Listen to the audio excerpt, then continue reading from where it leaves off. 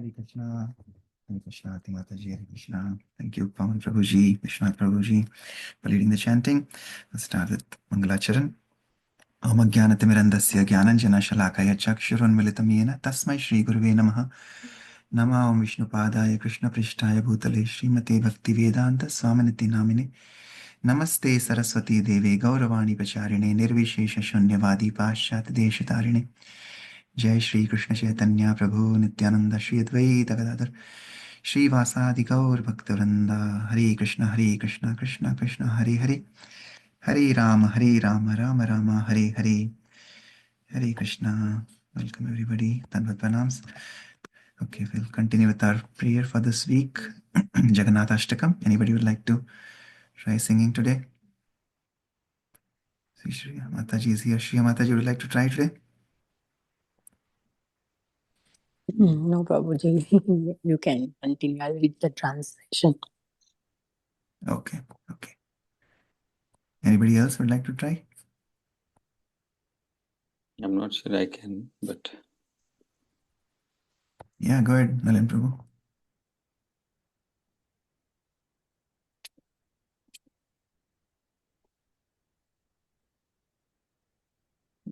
started sharing, right?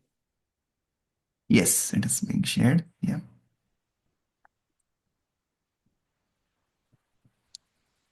So can you read the first two lines, then I will follow the rest.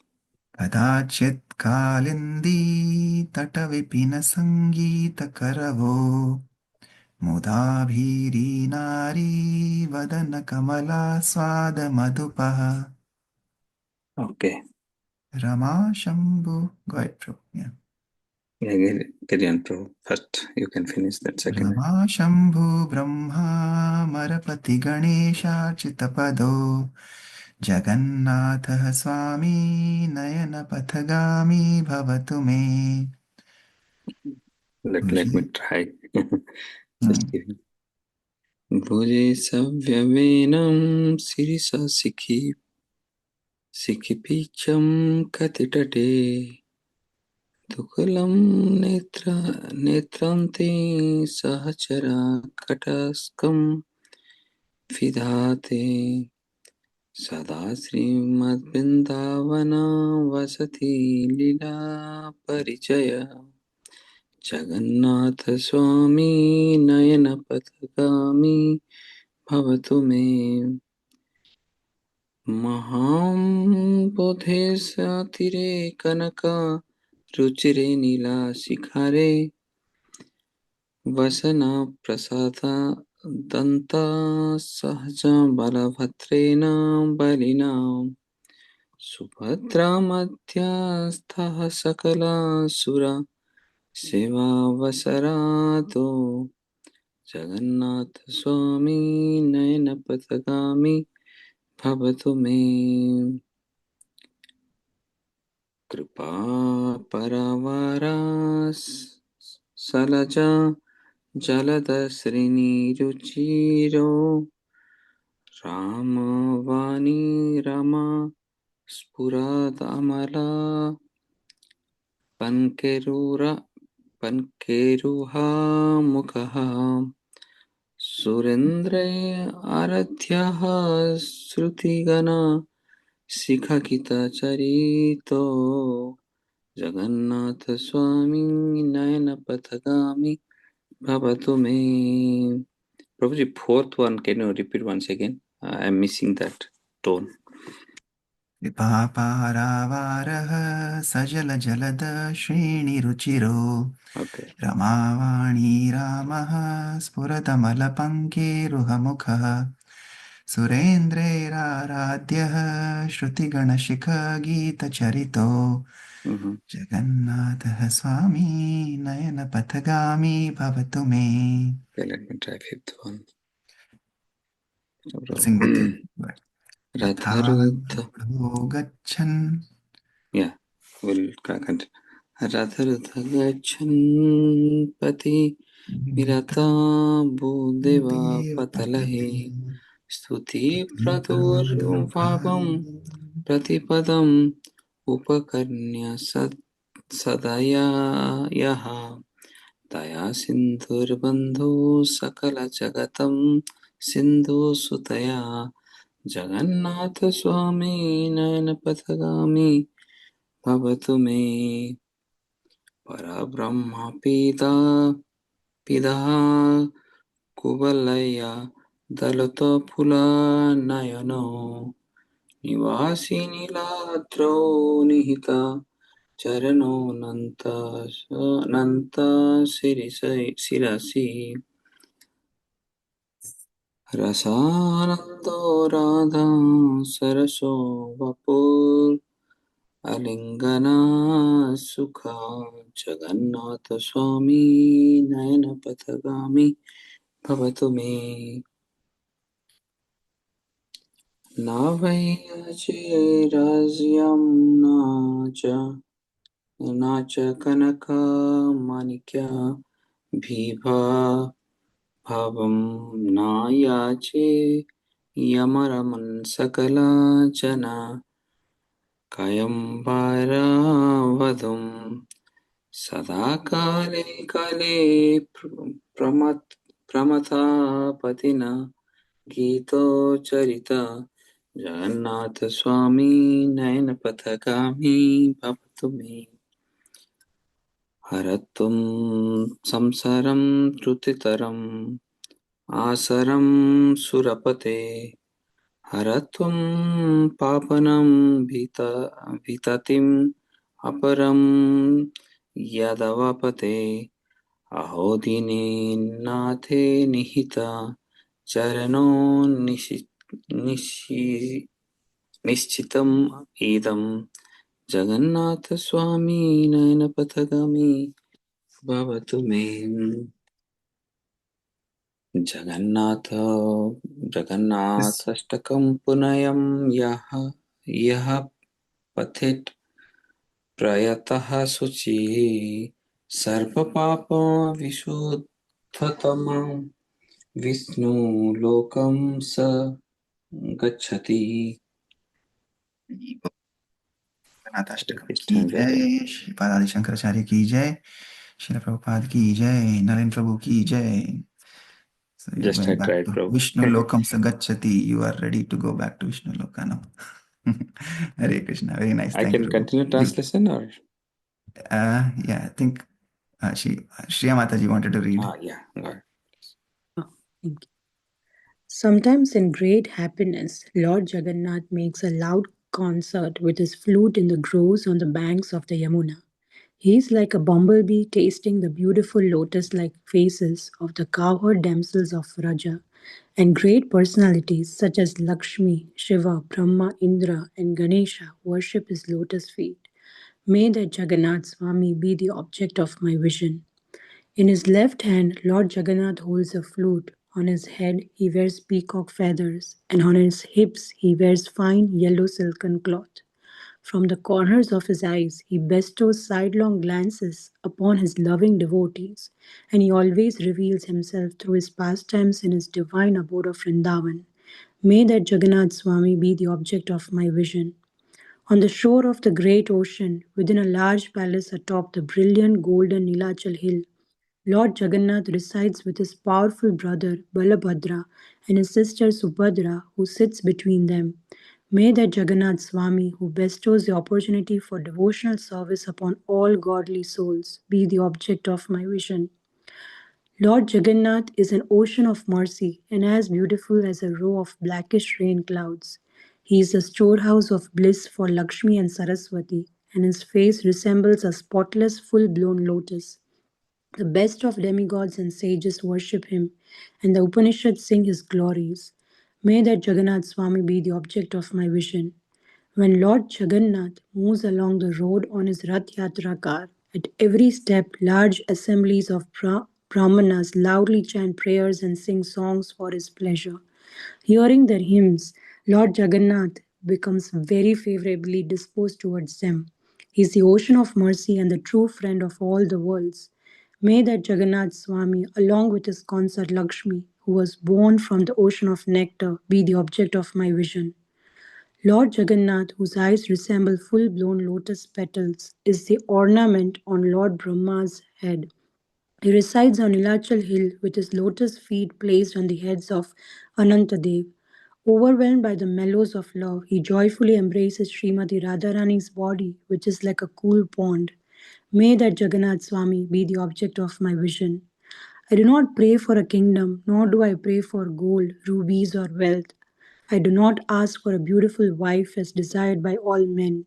I simply pray that Jagannath Swami, whose glories Lord Shiva always sings, may be the constant object of my vision. O Lord of the demigods, please quickly remove this useless material existence I am undergoing. O Lord of the Yadus, please destroy this vast, shoreless ocean of sins. Alas, this is certain Lord Jagannath bestows his lotus feet upon those who feel themselves fallen and have no shelter in this world but him. May that Jagannath Swami be the object of my vision. The self restrained, virtuous soul who recites these 8 verses, glorifying Lord Jagannath, becomes cleansed of all sins and duly proceeds to Lord Vishnu's abode. Hare Krishna. Hare Krishna. Thank you, Shri Mataji. Hare Bol. Thank you for both of you for nicely reading and singing from your heart. Shri Mataji, we look forward to seeing you having your association for our Rath Yatra also. We had your association in Columbus Rath Yatra and also in New Vrindavan for Radhashtami, and now for Jagannath Rath Yatra in Cincinnati this weekend. Hopefully, I can come or I can be, in all your prayers. Hare Krishna. Thank you. Okay, let's continue with Prabhupada. Prabhupada, we are on chapter 40 now. Prabhupada is traveling around the world, but he's absorbed in Bombay. Like Prabhupada says always, we have to do our duties, but don't be attached. It's good to see Prabhupada is not being attached, but he's absorbed, right? So instead of being attached, we should be absorbed. So no matter where we are, we should be absorbed in the mood of Vrindavan. That's what Prabhupada is teaching. So he is moving, like we said, he's moving fast and vast. He's going very fast all over the world. He has established all the land, temple land in Mayapur, Vrindavan, and Bombay, all the 3 places. Prabhupada also famously used to say, there's a famous quote, Prabhupada used to say that, how does that go? He'll say like, Vrindavan is my home, spiritual home. Bombay is my office, and Mayapur is my place of worship, right? So in all the 3 levels. So Vrindavan as a home is a spiritual home always. Bombay is the administrative office where you do the work for Krishna, and Mayapur is the place of worship where he says he used to worship, where he would worship the Supreme Personality of Godhead. So like that, he has done his work all the 3 places, and now he's traveling to all the different places, to Singapore, Australia, New Zealand, and then where did he else go yesterday? I think he went to Hong Kong, I guess, someplace, or Japan. Now he's in Japan, and now he's still remembering and sending messages to Giriraj Maharaj in Bombay so that they can build a temple in Bombay very soon. So, and he still says, I do not think it is possible, but if you can try for it, that will be very nice. So, it's like he's taking a test. He's saying, I do not think it is possible, but if you try, that will be nice. So that will please him, right? So like that, waking up every morning for japa, I think it's not possible every day, but if we try, then it will be very nice like that. So we should try our best. And Prabhupada also remembers predecessor acharyas, right? So he was giving Bhaktivinoda Thakur yesterday example. Bhaktivinoda Thakur was saying that difficulties that we take in the process of devotional service are very pleasing to them, pleasing to Bhaktivinoda Thakur. So like that. Okay, so let's continue. Anybody would like to read? Hawaii. Prabhupada is now going to Hawaii from Japan. Okay, I will continue then. Hawaii, May 6, 1972. During Prabhupada's week-long stay in Honolulu, he installed the 5 deities of the Pancha Tattva, Lord Chaitanya, Lord Nityananda, Sri Advaita, Sri Gadadhar, and Sri Srivas. He also lectured on yoga at a local yoga meditation center. During his morning walks on the beach, he spoke about the fallacies of Darwinism. Waikiki Beach, he commented, was not as beautiful as Juhu. Nandakumar. At that time, all the devotees in Hawaii were wearing sleeveless t-shirts and bright colors, and they had really big shikhas hanging down very long. Prabhupada said, Gaudiya Vaishnava shikha is an inch and a half across, no bigger. Bigger shikhas means another sampradaya, and they have to be knotted. So I told everyone that, and they came back all right and shiny with saffron shirts and proper shikhas. Govindadasi. Prabhupada stayed at a big house on the Makapu side of Oahu, right on the ocean, a very pleasant place. In the morning, Prabhupada would walk on the beach, and when he would return from his walk, he would sit down on a wooden bench on a little rock patio. We would all sit around, and he would give a little morning lecture. Later, he would walk around and around in his room chanting. One evening, I went in while he was chanting, and he said, 16 rounds finished today? And I said, Yes, Shri Prabhupada. I'm on my 16th round now. He said, That is good. Prabhupada was also thinking a lot about his Bombay Center, and he asked me to do an architectural rendering of his idea for the Bombay buildings. Fortunately, an architect friend drew it up very nicely, and Prabhupada was pleased with it. Prabhupada had received a letter from a French disciple, Mandakini Devi Dasi, who was going to join a Russian boy in the Soviet Union. She was going there to marry him and assist him in propagating Krishna consciousness. When Prabhupada read this letter, he smiled in ecstasy. The thought of the Krishna consciousness movements increasing in Russia gave him great joy.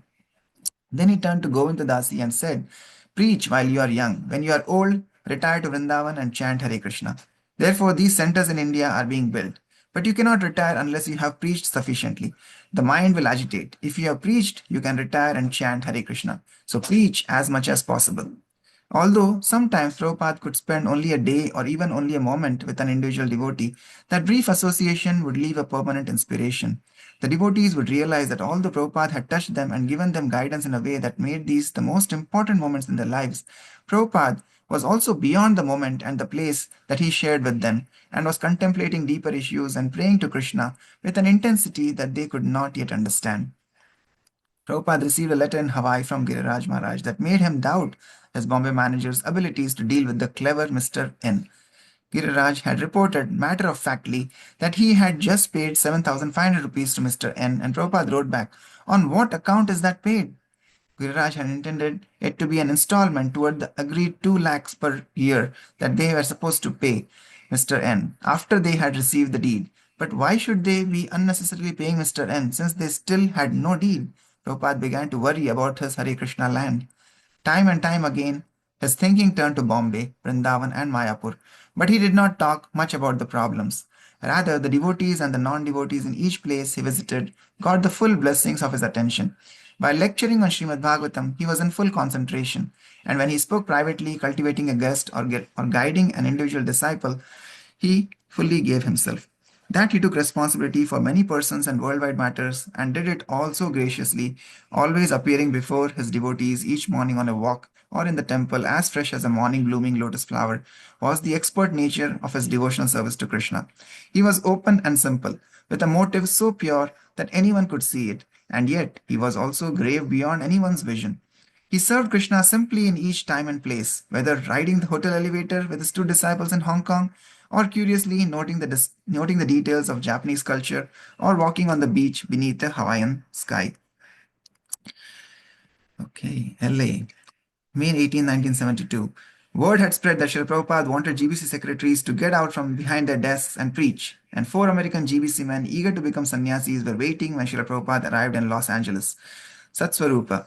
Prabhupada said that because we were taking sannyas in the prime of youth, we had ample opportunity to do much more than he. He said he had taken sannyas at the fag end of life, but that a little is better than nothing. Everyone laughed at the thought that we could do more than Prabhupada. One by one, we went to the Vyasasan, and Prabhupada gave us our 3 dandas and said, Now preach, preach, preach. That's what 3 dandas looks like. 3 dandas, all the 3s, preach, preach, preach. Okay. Immediately afterward, Prabhupada had us up in his room. We asked him if there were any special instructions. He said there were 2 restrictions in sannyasa life. One was that when meeting a rich man and seeing his opulent wealth, we must not think, oh, I have given up everything, but I wish I could enjoy these things. And the other restriction was that when we see a beautiful woman, we must not think, I had a beautiful wife and now this beautiful woman is here. I could enjoy her.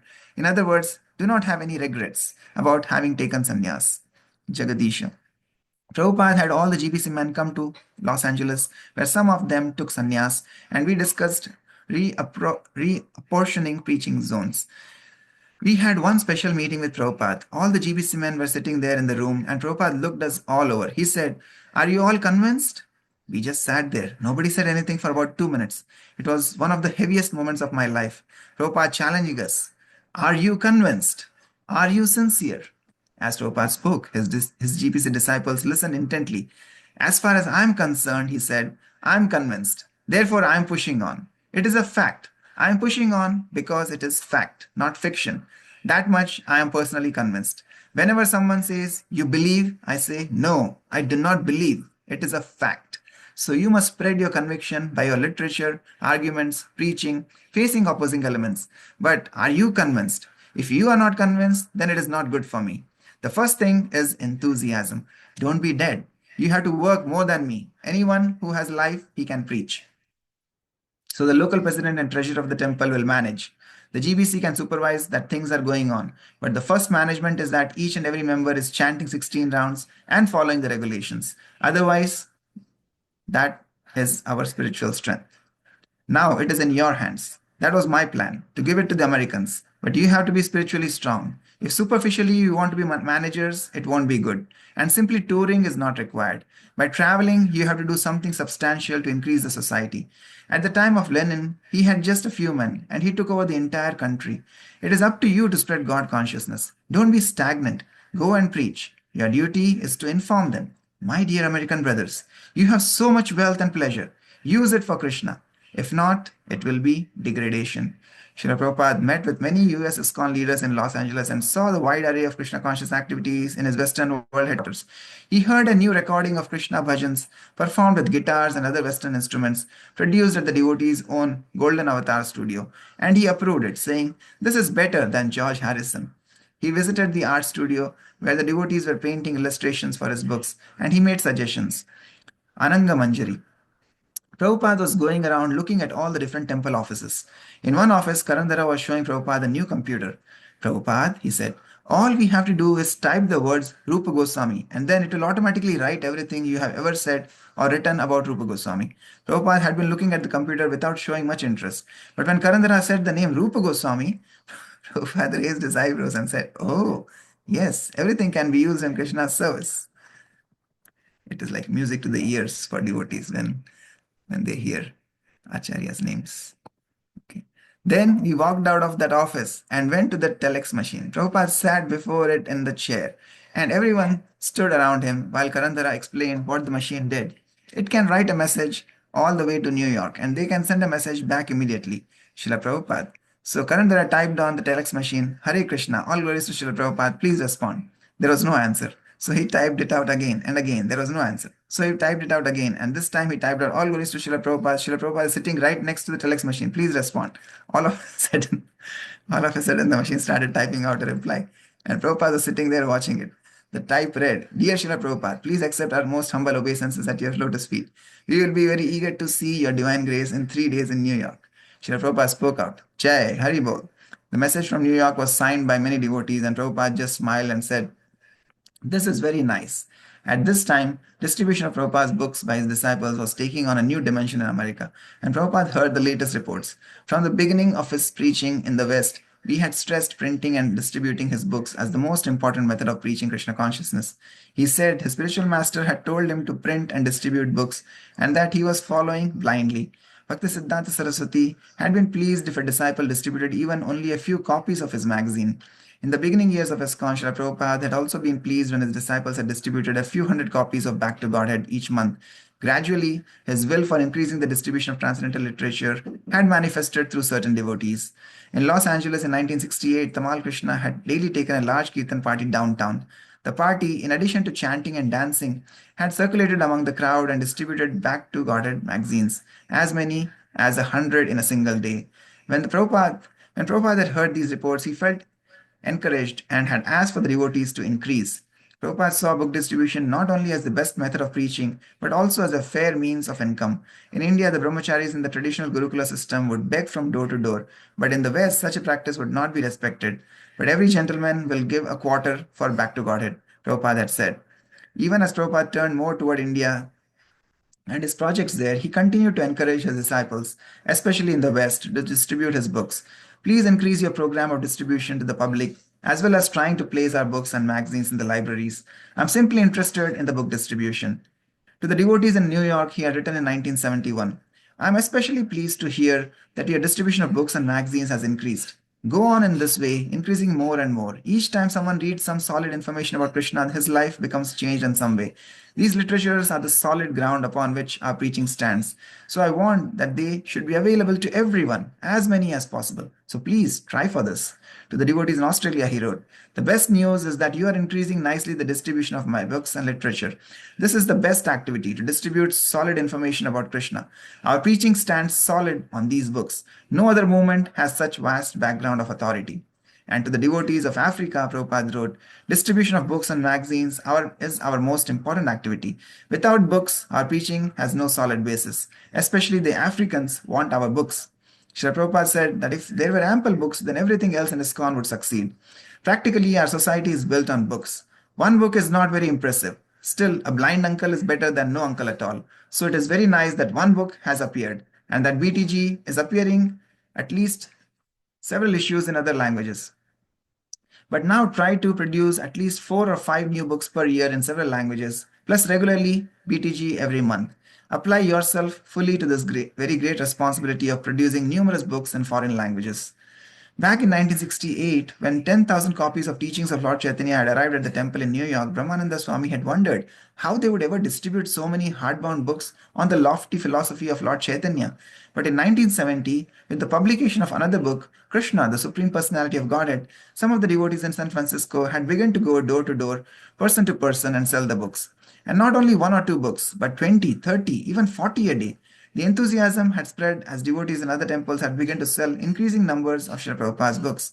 Next, the young men had begun traveling in vans, going out all day, day after day, to discover the greatest ecstasy of distributing Prabhupada's books. Then a competition had started. Keshava's boast that the devotees in San Francisco were the best had drawn challenges from the devotees in Los Angeles, New York, Denver, and Dallas. A Sankirtana fever had begun, and at the center was Srila Prabhupada, assuring that unquestionably book distribution had the topmost priority for all his missionary activities. Prabhupada also stressed that all the devotees should regularly study his books. The books were not only for the public, the devotees must read them and know them, or else how could they preach? In the Los Angeles temple room, Prabhupada would have the devotees take part in pronouncing and chanting responsively the daily Sanskrit verse from Srimad Bhagavatam.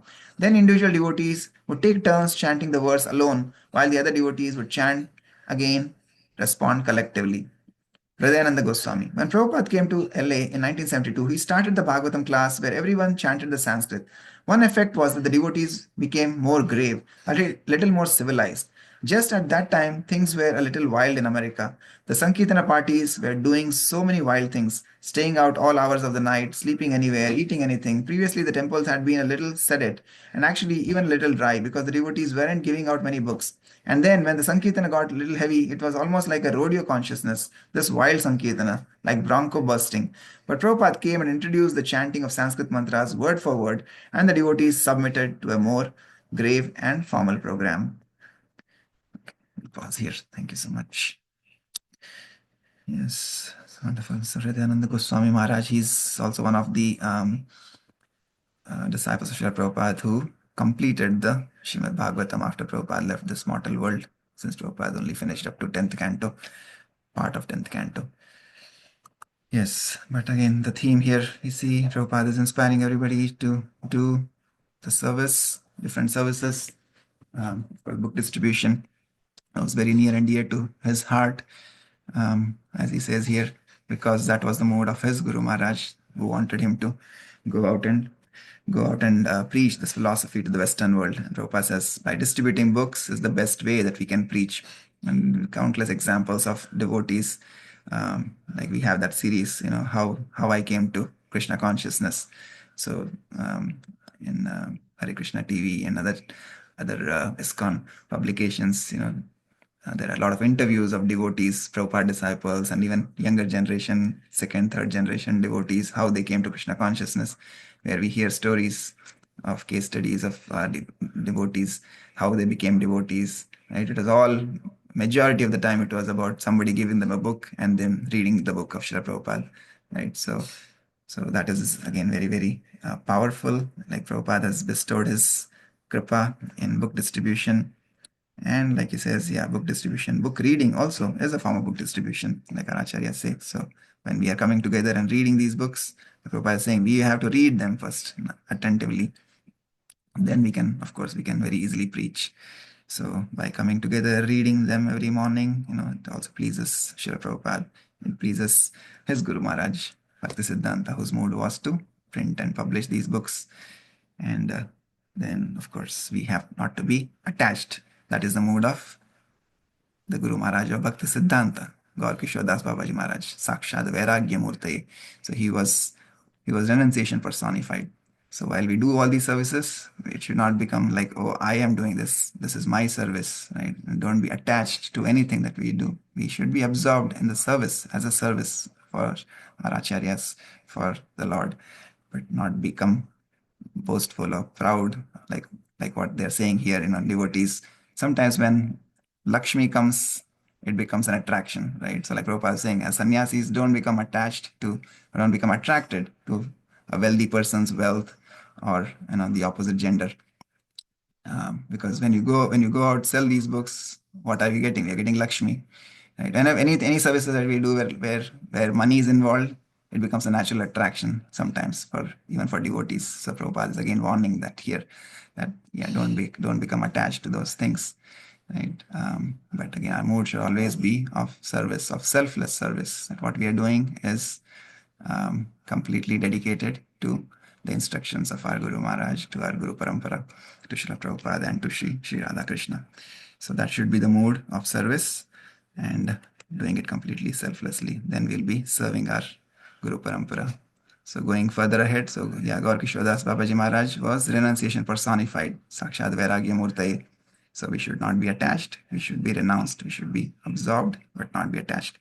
And Bhaktivinoda Thakur said yesterday that we should take up austerities, difficulties, will come in the process of devotion service. But if we do those, take up those austerities, continue to do our services cheerfully, then that will please him. So that pleases Bhaktivinoda Thakur. Then who else? Going further ahead, Jagannath Das Babaji Maharaj. He was the Acharya who helped figure out where Lord Chaitanya was born. So Gauravir Bhumesh Tvam Nirdeshta Jat Sajjana Priya. So he figured out where Lord Chaitanya was born. And when we worship Lord Chaitanya, who is none other than Krishna, like we said yesterday, Jai Gaura, Sai Krishna, Sai Jagannath. So we worship Lord Chaitanya, then our homes become Mayapur, Navadip, because we are worshipping Nitai Gaur Sundar. So that way he is also pleased. So like that, the entire parampara is pleased. And when we are reading these books, when we are doing both Bhagavata Vidhi and Pancharatrika Vidhi, then the Shad Goswamis are pleased because that is what their job was. So they came to establish the lost places of worship of the Lord in Vrindavan. They published so many books which Prabhupada translated into English. So by reading these books, by studying them carefully, by worshipping the deities, Pancharatrika Vidhi and Bhagavat Vidhi, we are pleasing the Shad Goswamis. So like the entire parampara is pleased, going all the way up to the Lord. Hare Krishna. Okay, anybody else would like to share anything from today's reading that you liked?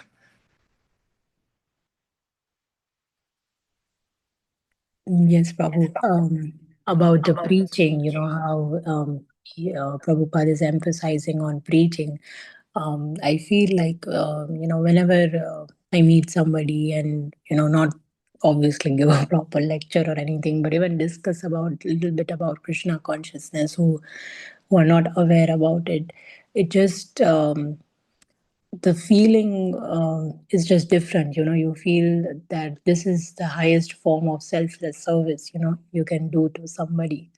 So it just brings a different kind of joy, which is not compared to anything, I feel. So yeah, preaching has a lot of power.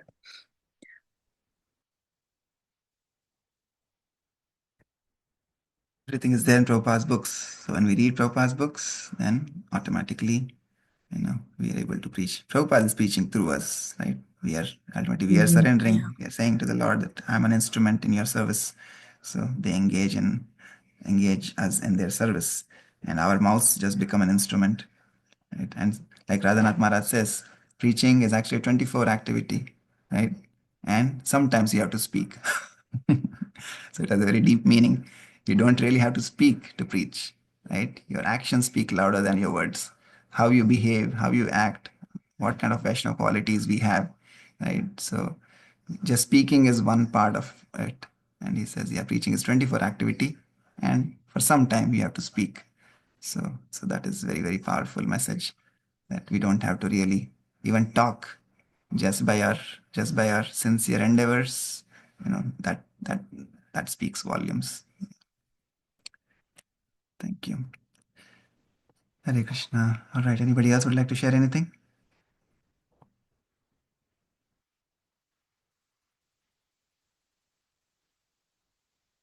If not, then we'll pause here. Thank you so much for your association. Vanchakalpatarubhyascha kripa sindhubhyeva cha patitanam pavanebhyo vaishnavebhyo namo namaha. अनंत कोटि वैष्णवृंद की जय, जगत गुरु शिला प्रभुपाद की जय, निताय गौर प्रेमानंदे, हरि हरि बोल, हरे Krishna. Hare Krishna. Hare Krishna.